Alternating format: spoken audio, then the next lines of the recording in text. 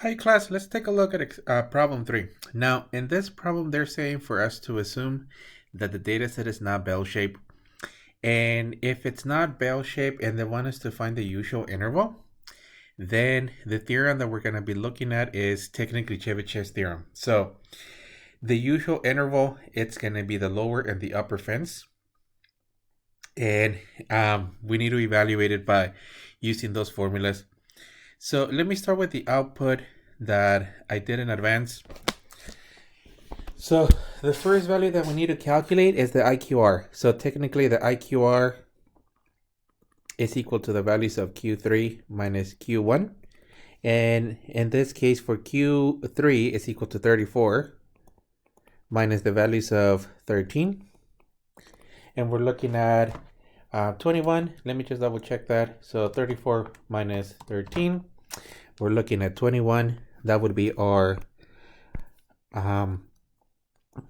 IQR. And then the lower fence, I'm just going to call it LF, is equal to the values of Q1 minus 1.5 times the values of the IQR. So in this case, we're going to end up with Q1 being 13 minus 1.5 times the values of 21. So 13 minus 1.5 times 21. I'm looking at negative 18.5. I'm going to leave it like this. We're going to have to adjust it. Remember that the data set represents text messages. You can have negatives, but we'll adjust it once we create the interval. The upper fence,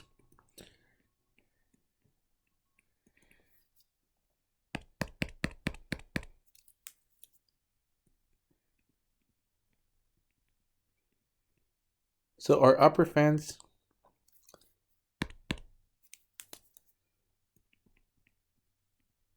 is equal to, I'm just going to say this is UP. And in this case, it's going to be the values of Q3 plus 1.5 times the values of the IQR. So for this one, we're going to end up with the values of 34 plus 1.5 times the values of 21.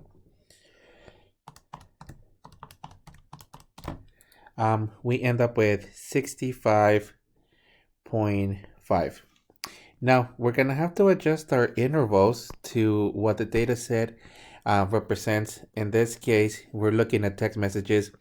You cannot have negative text messages. The minimum that you can have is technically 0.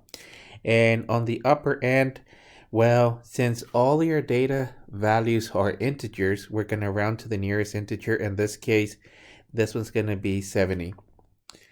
So the usual interval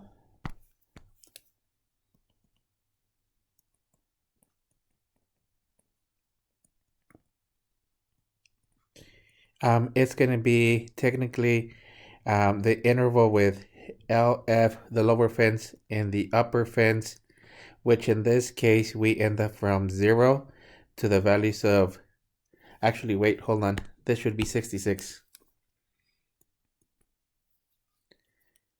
0 to the values of 66, and then text messages.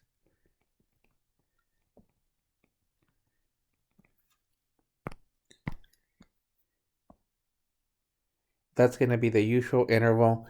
They don't mention for us to specify the specific theorem. If they did, we would talk about, well, in that case, Chebychev's theorem. So we're looking at 0 to 66 messages would be the usual values that they receive for this data set. That's actually it for A.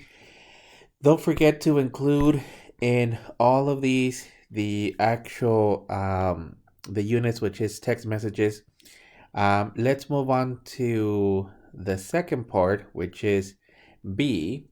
They want us to provide a prediction of the spread of the data that's within 2 standard deviations away from the mean. And then they do want the actual percentage in theorem and the proper theorem. Okay, so let's start first with the percentage. So because we're told that technically the data is not bell-shaped, then we're going to have to use Chebychev's theorem, and the percentage is found in this format. So let me just, we'll rewrite it. In this case, for the percentages, we're going to be looking at k is equal to 2.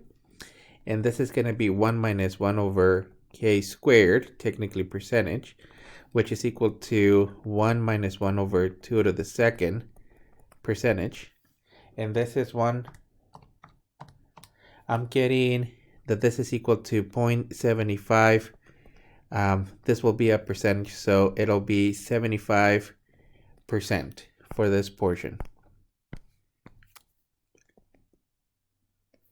And then for the next part, we're going to be looking at the interval.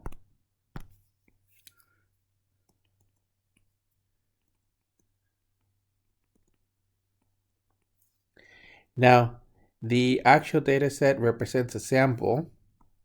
So your interval, it's going to be calculated as technically x bar plus or minus the values of 2s, which in this case, it's going to represent the mean is 24.33 plus or minus, this is supposed to be a parentheses,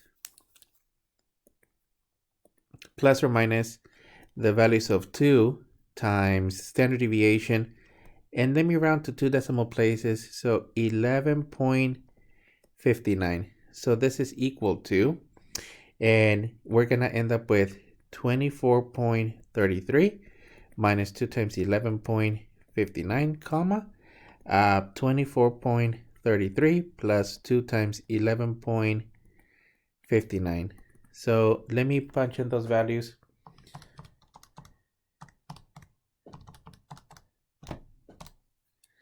And the lower end, I am getting 1.15. The upper end,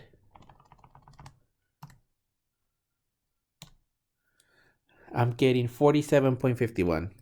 So 47.51. So if we were to round, this would be 1 to technically 48. And it'll be text messages. Now, I already put in all the information needed. So your final sentence will say something along the lines that by Chebychev's theorem, you have at least, and in this case, 75% of text messages within 2 standard deviations away from the mean, and the interval ends up being technically 1 to 48 text messages.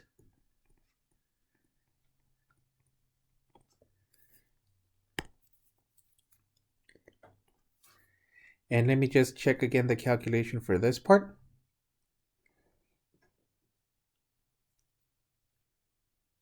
And that's actually it. Let's do part C. And part C is going to have the same procedure. Now they want 5 standard deviations away from the mean. So for k is equal to 5, we're going to be evaluating 1 minus 1 over k squared, which is equal to 1 minus 1 over 5 to the second. And we're getting 96.86, which is equal to 96%.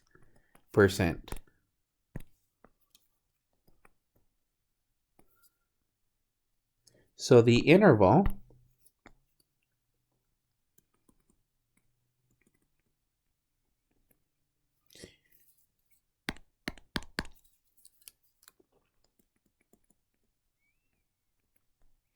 it's going to be x bar plus or minus 5 times the values of s, which is equal to technically the 24.33 plus or minus 5 times the 11.59, which is going to give us the following interval.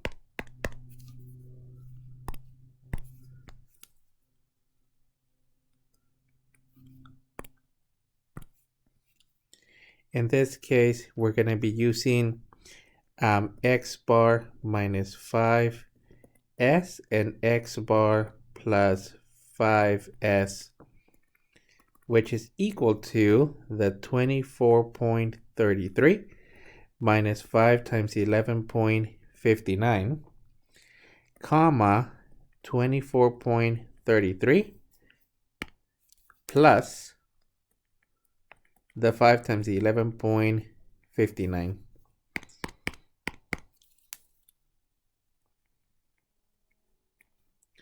Which is going to give us the lower end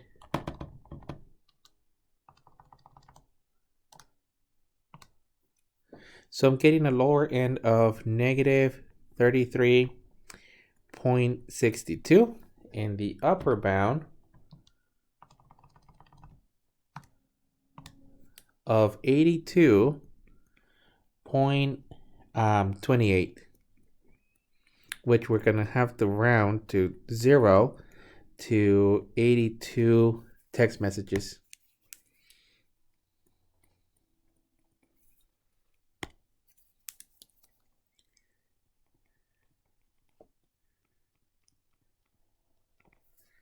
And same idea for the sentence. So on the sentence, since we're using Chebychev's theorem, and that's because we're told that the data is non-bell-shaped, we would have at least 96% of text messages within 5 standard deviations away from the mean, with an interval of technically 0 to 82. And don't forget to put the units. It's technically text messages.